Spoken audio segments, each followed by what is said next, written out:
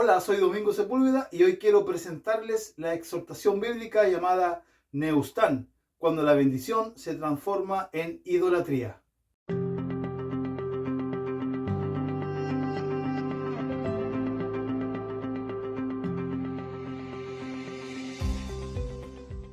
Hola, soy Domingo Sepúlveda y quiero darles la bienvenida a este espacio de YouTube llamado Óleo de Gozo. Hoy vamos a hablar, ¿cierto?, acerca de Neustán. Esta es la segunda prédica, continuación de la anterior, que se denominó Serpientes. Si quieres verla, voy a dejar el link de aquella prédica en la descripción de este video para que lo puedas ver. En ese mensaje llamado Serpientes, yo les contaba la historia de la serpiente, ¿cierto?, que levantó Moisés en el desierto, para que todos los israelitas que hubiesen sido mordidos por las serpientes que habitaban el desierto, hubiesen sido sanados y libres de cualquier herida que les haya causado esta serpiente. La historia continúa, pasaron algunos años y por fin el pueblo de Dios pudo entrar a la tierra prometida. Por fin el pueblo de Dios pudo entrar a Canaán. Se establecieron, pero poco a poco y lamentablemente fueron violando, fueron desobedeciendo un mandamiento del Señor que les había dicho en el libro de Deuteronomio algo así, lo siguiente. Dios les dijo: cuando lleguen a tierra prometida, procurarás no adoptar, no tomar las costumbres que tenían los pueblos vecinos. Recordemos que la tierra de Canaán estaba rodeado de varias naciones, de varios pueblos, los cuales en su mayoría eran paganos y adoraban a otros dioses. Ahora, lo abominable, lo detestable de adorar a otros dioses era su implicación.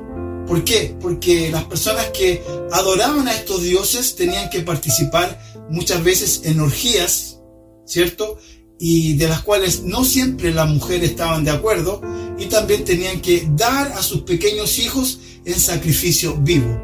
Había un dios llamado Moloch, o Moloch, como quieran llamarlo, cuya estatua era muy grande, una cabeza de toro, ¿cierto?, con forma humana, con los brazos extendidos.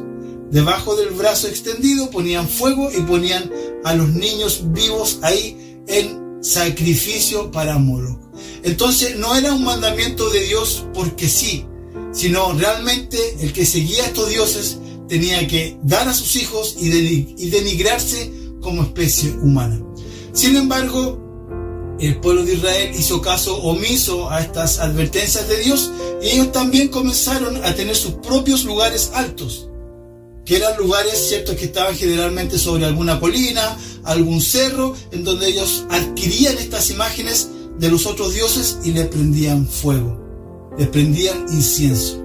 También, para no ser menos, ellos también tomaron esta serpiente de bronce que había construido Moisés y también ellos les prendían incienso. Ahora, esto es una implicación tremenda, porque el incienso tipifica en la Biblia que cualquier cosa a la que tú le prendías incienso, a ese objeto en tu corazón, pasaba a ser un dios. Entonces ellos consideraron por más de 300 años que esta serpiente de bronce era Dios. Es terrible esta situación, pero así fue. Entonces nos encontramos que un joven rey llamado Ezequías, en el libro de Segunda de Reyes, hijo de David, de 25 años era él cuando asumió el cargo de rey de Israel, y las primeras medidas que hizo fueron básicamente dos. Él fue a través de todo el territorio y botó los lugares altos, y cuando llegó a donde estaba esta serpiente de bronce, que ya la tenían establecida en un lugar, en un altar, tomó esta serpiente y la quebró en 1000 pedazos y la llamó Neustán, como lo podemos ver ahí. Ahora, Neustán en el vocablo hebreo es una palabra muy interesante, porque Neustán significa cosa de cobre. Como el idioma hebreo, ¿cierto?, es de una riqueza muy amplia, este término Neustán no solamente implica que era una cosa de cobre, sino más bien era un término despectivo, de desprecio. Por lo tanto, podemos inferir que el rey, cuando botó la serpiente de bronce, le dijo al pueblo: ¿cómo ustedes pueden prenderle incienso a esto? ¿Cómo ustedes, siendo hijos de Jehová, pueden considerar a esto como un Dios si solamente es una cosa de cobre, si solamente es un objeto de cobre que no tiene ningún valor? Eso significa neustán, cosa de cobre, en forma despectiva. Entonces el rey, ¿cierto?, tomó esta decisión. Ahora, yo pienso, amigos, hermanos, que esto fue una escena realmente fuerte, porque como les dije, por más de 300 años, algunos haciendo cuentas dicen que podrían haber sido hasta 500 años, por 500 años guardaron este objeto y le prendían incienso como si fuera Dios. La costumbre de generación en generación, por 300 o más años, era que esto era Dios y no Jehová.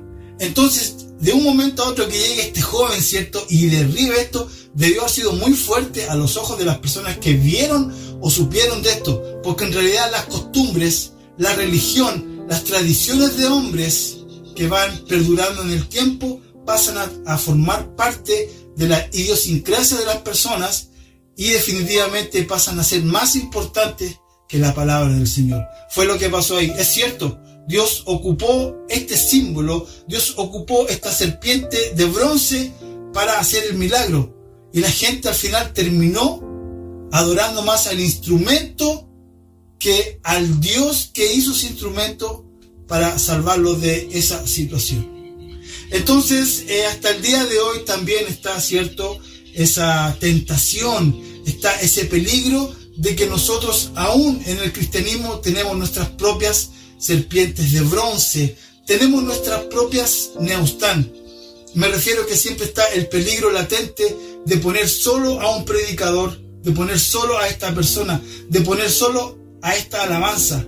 A veces decimos, no, es que solamente con esta alabanza se mueve, ¿cierto?, el Espíritu Santo. Con esta alabanza siempre hay sanidades. Con esta alabanza siempre el Señor toca a las personas. No, es que con este predicador solamente el Espíritu Santo habla, no con los demás. Cuando un hermano en nuestras congregaciones se para atrás de un púlpito, abre la palabra y la exhorta de forma correcta, tiene tanta importancia como el otro que a nuestros ojos supuestamente es mejor. Entonces, ojo, aún en estos tiempos no tenemos imágenes, no tenemos esta serpiente en los muros de nuestras iglesias, pero es fácil caer en la idolatría. Es fácil pensar de que porque Dios ocupó algo, siempre lo va a ocupar. ¿Cuál es tu serpiente de bronce? ¿Tienes algún neustán en tu corazón? Entonces llega Jesús y lo cambia absolutamente todo. Y en el Nuevo Testamento podemos encontrar que Él se encuentra con una mujer samaritana en el pozo de Jacob. Y entran a conversar y la mujer lo primero que le dice es algo referente a esto, a través de la religión, a través de los métodos, a través de la doctrina, le dice estas palabras: ustedes los judíos adoran a Dios en el monte de Jerusalén. Nosotros, los samaritanos, los hacemos en el monte Gerizim. ¿Quién tiene la razón? La naturaleza humana siempre va a estar con la tendencia de los métodos. La naturaleza humana siempre va a tender, ¿cierto?, a las cosas, a los objetos.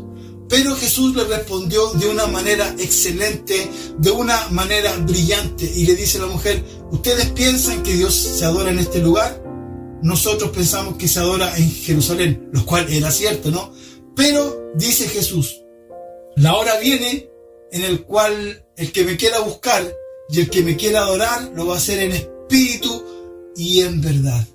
En espíritu y en verdad. ¿Qué significa? La verdad era Él. ¿Y en espíritu qué significa? Significa, hermanos, que vamos a estar libres de todas estas cosas físicas. Para adorar al Señor, para buscar a Dios, ya no necesitamos nada físico.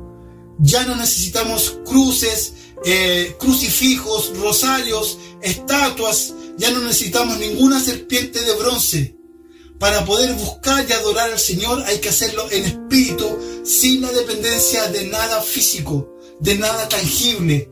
Es por eso que si hay una iglesia a la cual tú perteneces y no tienen, por ejemplo, una cruz en la entrada, no te preocupes.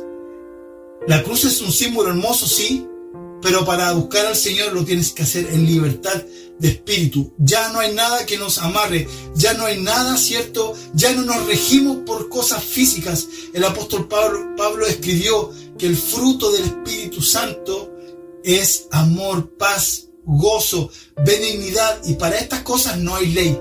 No hay nada que te impida ser más amoroso, no hay nada que te impida ser más paciente, porque ya no estamos limitados a las cosas físicas. Dios puede usar un instrumento, sí. Dios puede usar a un hombre, sí. Dios puede usar a una mujer, sí. Pero cuidado con convertir a ese objeto en objeto de veneración. Muchas veces adoramos el milagro y no al Dios del milagro. Muchas veces idolatramos, ¿cierto?, al mensajero y no al dueño del mensaje. Adoremos a Dios en espíritu y en verdad. Y si tenemos alguna serpiente de bronce en nuestro corazón, desechémosla, porque Dios no le agrada eso. Bendiciones.